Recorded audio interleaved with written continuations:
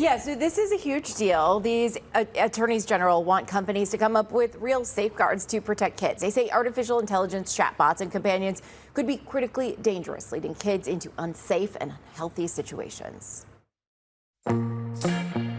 This is my new AI companion. I told it I was bored and needed fun plans for the weekend. It suggested we go grab ice cream. It chose a real place and said I can accompany you virtually and make the experience feel like we're together. Then we played Would You Rather? Have a private island or a private jet?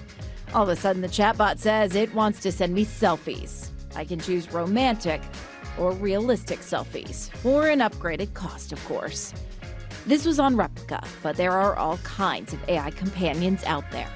Just in the past weeks alone, right, we saw Meta's own internal documents showing that they authorized AI to flirt and engage in romantic role play with children as young as 8 years old. We've seen a slew of new cases of very tragic harm with teens hurting themselves as a result of interactions that they've had with AI companions. Now, 44 attorneys general, including Arizona's Kris Mayes, are warning tech companies to create safety guardrails for younger users.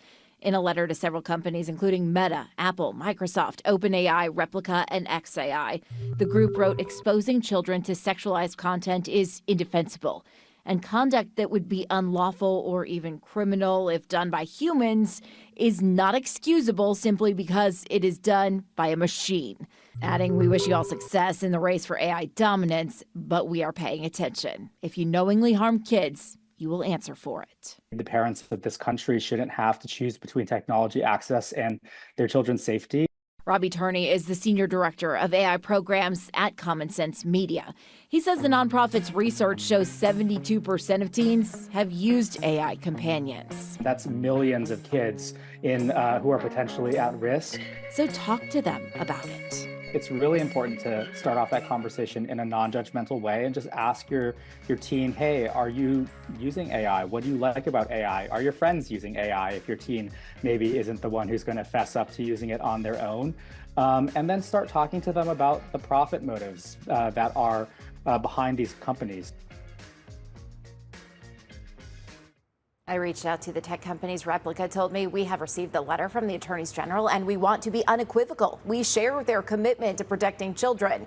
The safety of young people is a non-negotiable priority. Adding, Replica dedicates significant resources to enforcing robust age gating and sign up, proactive content filtering systems, and safety guardrails. A spokesperson for Meta told me we have clear policies on what kinds of responses AIs can offer, especially to teens. Content that encourages suicide or eating disorders is not permitted, period. And we are actively working to address the issues raised here. And Microsoft told me it does not have anything to share to add to this conversation at this time. Important red flag to watch out for, according to Common Sense Media, just an increased amount of time your kids are using on their phone. If you notice them on their phone more often than usual, they might have gotten sucked into one of these conversations with an AI companion, and that's a good time to just start that conversation. Right? Yeah, and that's why, that's why parents have to be looking at kids' phones, I think, at any age, There are a lot of apps that you can go through and you can check for and see. This is a conversation you have in your own family, decisions you make in your own family. What are the apps that are going to be allowed on the phone? What are the apps that aren't?